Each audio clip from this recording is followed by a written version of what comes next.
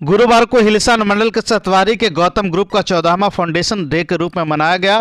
कार्यक्रम की शुरुआत दीप प्रज्वलित कर किया गया। इस मौके पर एचआर मैनेजर हरिराम प्रसाद, टीटीसी प्राचार्य अरविंद कुमार यादव, इंदिरा गांधी मेडिकल कॉलेज के मीडिया प्रभारी एकता कुमारी, जीटीएम के प्राचार्य मालती देवी एवं एमएसआईईएन के प्राचार्य अनुपम ज्योति थे, जिन्होंने दीप प्रज्वलित कर कार्यक्रम की शुरुआत किया। उसके बाद फाउंडेशन डे के मौके पर कैंपस में ही साइंस एग्जीबिशन के माध्यम से पोस्टर, पर्यावरण, शिक्षा, वातावरण, मानव अंग समेत कई प्रकार के चित्र एवं मॉडल बनाया गया था, जो कि आकर्षण का केंद्र बना हुआ था। इसका निरीक्षण करते हुए आए पदाधिकारीगण ने किया और भूरी भूरी प्रसन्नता करते हुए नजर आए। फाउंडेशन डे के मौके पर कॉलेज में पढ़ने वाले छात्र छात्राओं के द्वारा एक से बढ़कर एक गीत संगीत परहंस की प्रस्तुति दिया। यहाँ तक कि कपल डांस ने लोगों का मन मोह लिया है। वहीं एकता कुमारी ने बताया कि सरकार अब बदलते परिवेश के अनुसार स्वास्थ्य के क्षेत्र में काफ़ी काम कर रहा है। मनुष्य जो कोटि होता है सबसे महत्वपूर्ण कोटि है, वैसे में उनकी मृत्यु हो जाने के बाद आप अपना शरीर का अंगदान दे सकते हैं और किसी का जीवन बचा सकते हैं।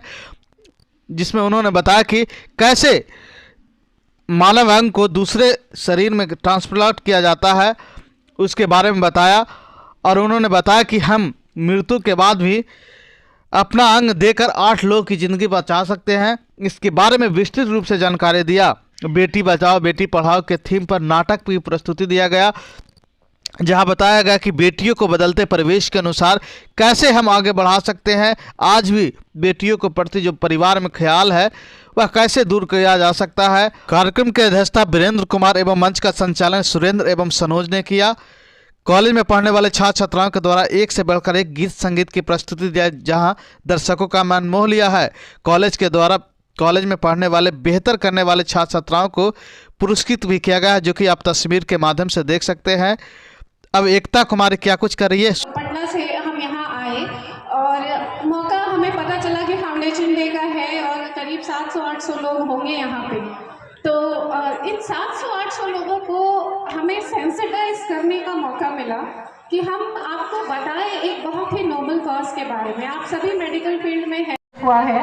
पिछले 5 सालों से हम लोगों को मोटिवेट कर रहे हैं कि वो ऑर्गन ट्रांसप्लांट जो है उसको हम और आगे ले जाना चाहते हैं, नेशनल फ्रंट पे ले जाना चाहते हैं कि हमारे देश में, हमारे स्टेट में कम से कम किसी व्यक्ति की मृत्यु जो है वो ऑर्गन्स के अभाव में ना हो।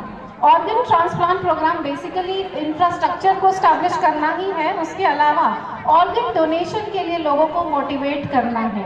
तो मुझे लगता है इतनी बड़ी संख्या में यहाँ लोग हैं, आप लोगों में से कितनों ने सुना है ऑर्गन डोनेशन के बारे में? ब्लड डोनेशन तो सबने सुना होगा, ऑर्गन डोनेशन कितने लोगों ने सुना है? हाथ उठाएं।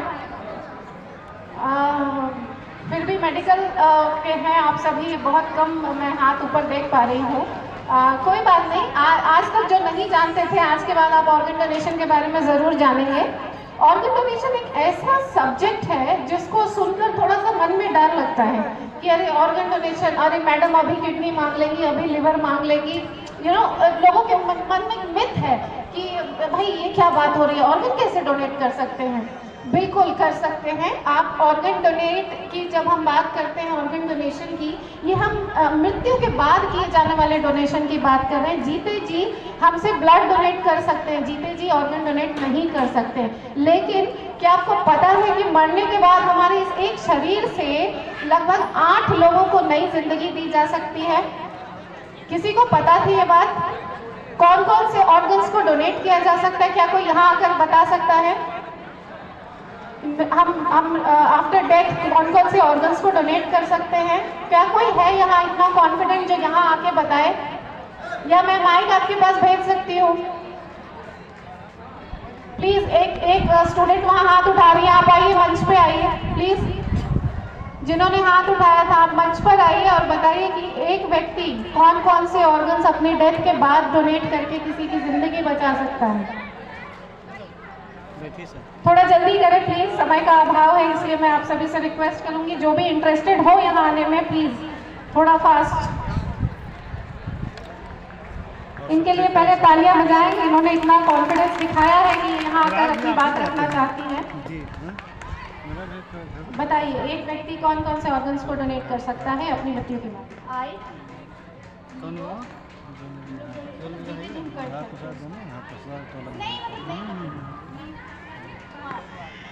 हार्ट भी डोनेट कर सकते हैं। और उसको ट्रांसप्लांट किया गया है, वो उसमें भी रीजनरेट हो जाता है और नॉर्मल शेप में आ जाता है। आंखें, नेत्र ऑर्गन नहीं है, टिश्यू है। जो कॉर्निया हमारे आंखों पे एक परत सी होती है टिश्यू की, उसे दान किया जाता है। लोगों को लगता है कि अगर नेत्र दान करेंगे पूरी आंखें निकाल लेंगे, नहीं, ऐसा नहीं होता है। आंखें वैसी ही रहेंगी, बस उसके ऊपर एक टिश्यू है, कॉर्निया जिसे कहते हैं, वो दान किया जाता है।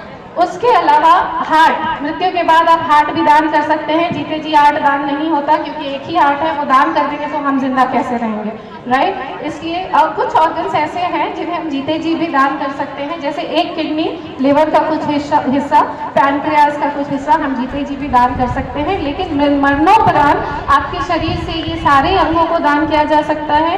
Skin, heart works, bones, nerves, आपका एक एक जो पार्ट है बॉडी का, वो दूसरों को जीवन दान देने में मददगार साबित हो सकता है। हम इसी बात को टाइम बताइए मैम, टाइम जी। सर ने बहुत ही अच्छा सवाल उठाया है कि मृत्यु के बाद हमारे पास कितना टाइम होता है कि हम ऑर्गन्स को दान कर सकते हैं। बहुत ही अच्छा सवाल किया इन्होंने।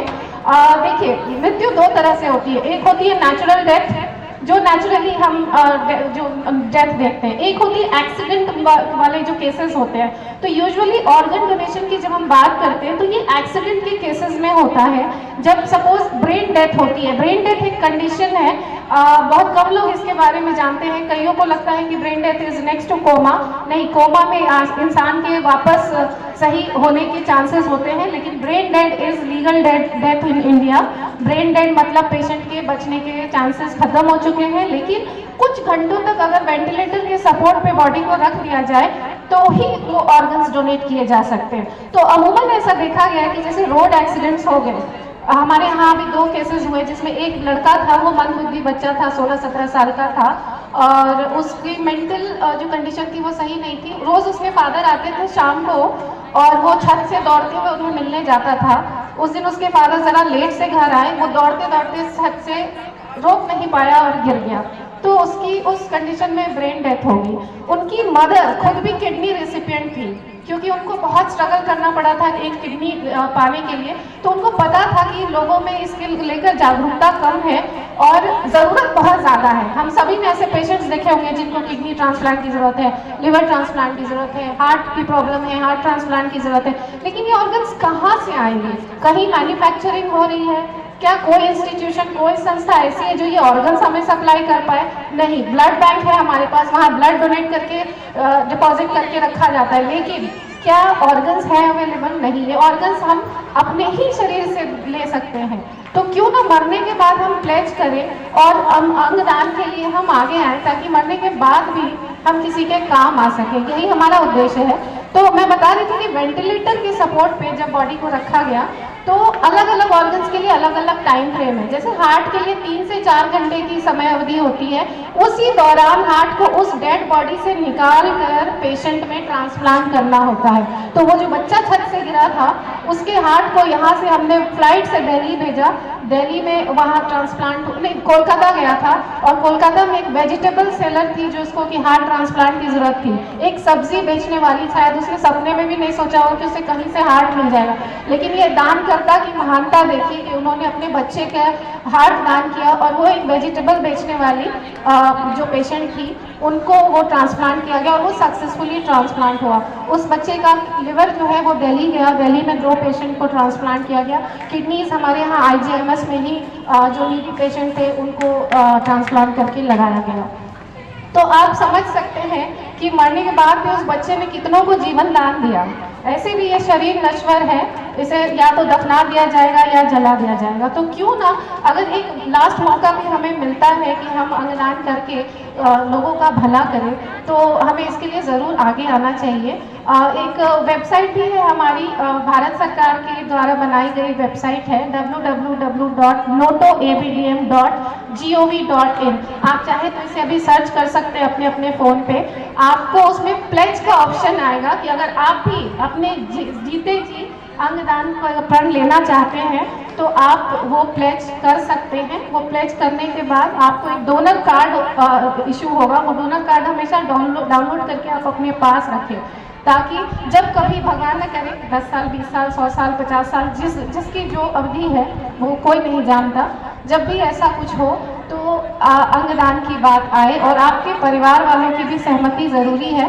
तो आप अपने परिवार वालों को भी बताएं कि आपने अंगदान के लिए प्रण लिया है, आप इच्छा रखते हैं कि मृत्यु के बाद आपके ऑर्गन किसी ज़रूरतमंद मरीज़ को डोनेट किया। और ये सब कुछ बिल्कुल पारदर्शी तरीके से किया जाता है। हमारी नोटो की वेबसाइट जब आप देखेंगे तो उसमें अलग अलग ऑर्गन्स के लिए अलग अलग वेटिंग लिस्ट बनी हुई है, जिसमें जो मरीज़ हैं, जो ऑर्गन्स के लिए वेट कर रहे हैं, जिनका किडनी फेल हो चुका है, लिवर फेल हो चुका है, हार्ट में प्रॉब्लम है, जिनको ट्रांसप्लांट की ज़रूरत है, ये मरीज़ के अलग अलग लिस्ट हैं। आप इस लिस्ट को भी देख सकते हैं। प्लस आपके पास अगर कोई ऐसा पेशेंट है आपकी फैमिली में, आपके आस पड़ोस में, आप उनको भी बताएं कि आप इसमें इन्वॉल्व हो सकते हैं बतौर पेशेंट। और आपको जब भी कोई ऑर्गन डोनेट होता है तो आपको कांटेक्ट किया जाता है, ताकि आपको वो ऑर्गन्स जो है वो ट्रांसप्लांट के द्वारा लगा दिया जाए। आपके प्लेटर के सपोर्ट की ज़रूरत होती है ताकि ऑर्गन्स ख़राब ना हो, क्योंकि अगर ऑर्गन्स ख़राब हो गए तो वो किसी काम के नहीं रह जाएंगे। तो बहुत प्रेशर होता है। 3 घंटे के अंदर आपको हार्ट हमने दिल्ली और कोलकाता पहुँचाया, तो आप समझिए पूरा एयरपोर्ट का रोड हमें क्लीन करवाना पड़ता है कि वहाँ ट्रैफिक नहीं हो, ऑर्गन यहाँ से निकले सीधा फ्लाइट में जाए, फ्लाइट से निकले सीधा हॉस्पिटल में जाए। और पेशेंट को भी हम पहले वेल इन एडवांस रेडी करके रखते हैं, ताकि मैचिंग प्रोफाइल जो है पेशेंट का, ऑर्गन से मैचिंग प्रोफाइल जिस भी पेशेंट का है, उनको हम ऑन टेबल बुला के वहाँ रेडी रखा जाता है हॉस्पिटल में, ताकि उसको इमीडिएटली ट्रांसप्लांट कर दिया जाए। बात आती है ऑर्गन ट्रैफिकिंग की। बहुत को डर लगता है कि अगर हमने प्लेज कर लिया तो गलत तरीके से हमारे ऑर्गन्स निकाल लिए जाएंगे, है ना। तो ये डर है और ये डर होना नेचुरल है, लेकिन गलत तरीके से आप इस चीज़ को ही रोकने के लिए भारत सरकार ने ये NOTP स्कीम को लॉन्च किया है कि किसी भी के शरीर से गलत तरीके से